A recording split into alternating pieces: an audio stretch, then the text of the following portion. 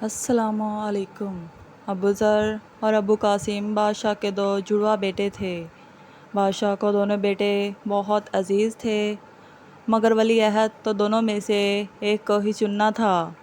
بادشاہ نے ایک دن دونوں شہزادوں کو اپنے پاس بلایا اور کہا، میں تم دونوں کی ذہنی آزمائش کروں گا۔ اس آزمائش کے لیے میں ایک موقع کی تلاش میں ہوں، بس تم ذہنی طور پر اس آزمائش کے لیے تیار رہو۔ شہزادوں نے کہا، ہم آزمائش کے لیے تیار ہیں، آپ کا جو بھی فیصلہ ہوگا ہمیں منظور ہوگا۔ کچھ دن بعد وزیر اعظم بادشاہ کے پاس ایک خبر لے کر آیا کہ کسی نے لکڑہارے کو قتل کر دیا ہے۔ بادشاہ نے دل میں سوچا کہ یہی موقع ہے جس سے میں دونوں شہزادوں کی آزمائش کر سکتا ہوں۔ بادشاہ نے دونوں شہزادوں کو اپنے پاس بلایا اور کہا، فلاں جنگل میں ایک لکڑہارے کا قتل ہوا ہے، مجھے 24 گھنٹوں کے اندر قاتل چاہیے۔ دونوں شہزادے قاتل کو پکڑنے کے لیے اپنے اپنے طریقے سوچنے لگے۔ ابو ذر کے ذہن میں ایک ترکیب آئی۔ اس نے اپنے کچھ درباریوں سے کہا کہ بھیس بدل کر جنگل کی طرف جاؤ اور جہاں قتل ہوا ہے اس کے ارد گرد درخت کاٹنا شروع کر دو، اور جو شخص بھی تمہیں اس فعل سے روکنے آئے تو مجھے بتانا۔ تب انہوں نے درخت کاٹنا شروع کیے۔ تب دو لوگ آواز سن کر بھاگتے ہوئے آئے اور کہنے لگے، کس کی اجازت سے درخت کاٹ رہے ہو؟ اس جنگل میں درخت کاٹنا ایک بہت بڑا جرم ہے۔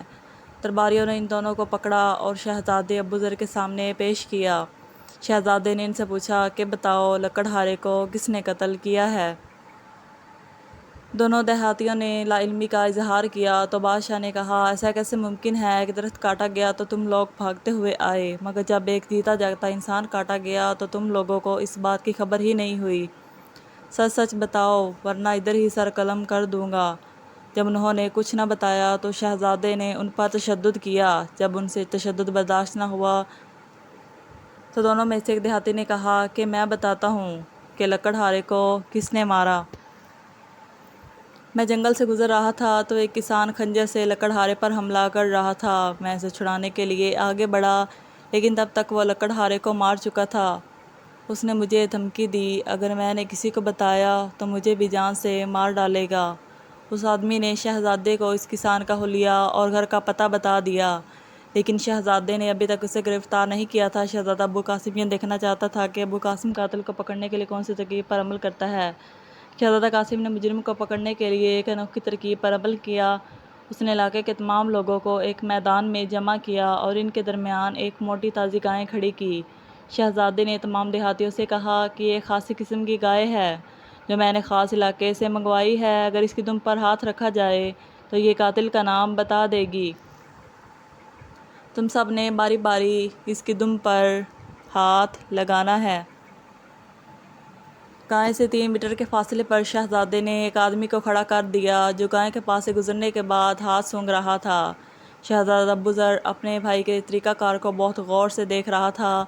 کچھ دیر بعد ایک کسان نے گائے کی دم پر ہاتھ لگایا تو اسی کے بعد آدمی نے کسان کے ہاتھ کو سونگھا تو اسی وقت پکڑ لیا۔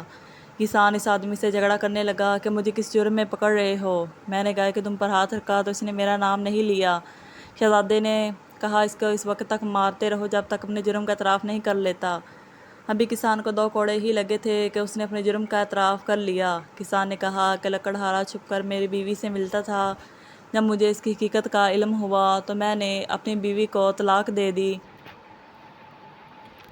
اور لکڑہارے کو موت کے گھاٹ اتار دیا۔ شہزادہ ابو ذر نے کہا کہ بھائی، یہ تو میں بھی جانتا تھا کہ قتل کسان نے ہی کیا ہے، مگر ایک بات کی سمجھ نہیں آئی کہ تمہیں کیسے پتہ چلا؟ گائے نے تو کسی کا نام نہیں لیا تھا۔ ابو قاسم نے کہا کہ بھائی، آپ بھی کمال کرتے ہو، کبھی گائے کو بھی بولتے ہوئے دیکھا ہے؟ یہ صرف ایک ڈرامہ تھا، اصل بات یہ ہے کہ گائے کی دم پر ایک خاص قسم کی خوشبو لگائی گئی تھی۔ سب نے گائے کی دم پر ہاتھ رکھا، لیکن اس کسان کے دل میں چور تھا۔ اس نے اسی خوف کی وجہ سے اس گائے کی دم پر ہاتھ نہ لگایا کہ کہیں یہ میرا نام نہ پکارے۔ کچھ فاصلے پر کھڑے دربار نے جب کسان کا ہاتھ سونگھا تو خوشبو محسوس نہیں ہوئی۔ شک کی بنا پر کسان کو پکڑ لیا گیا۔ باقی کہانی آپ کے سامنے ہی ہے۔ شہزادہ اپنے بھائی کی ذہانت پر کافی خوش ہوا دونوں شہزادے بادشاہ کے سامنے پیش ہوئے۔ یہ دونوں شہزادوں نے اپنے اپنے طریقے سے مجرم کی نشاندہی کی۔ بادشاہ نے کہا کہ پہلے تو میرا ارادہ تھا کہ تم دونوں میں سے کسی ایک کو ولی عہد بنایا جائے، مگر اب میرا ارادہ بدل چکا ہے۔ تم دونوں کی صلاحیتوں کو دیکھتے ہوئے میں نے یہ فیصلہ کیا ہے کہ تم دونوں ہی مل کر اس سلطنت کا نظام چلاؤ گے اور مشکل وقت میں ایک دوسرے کا بازو بنو گے۔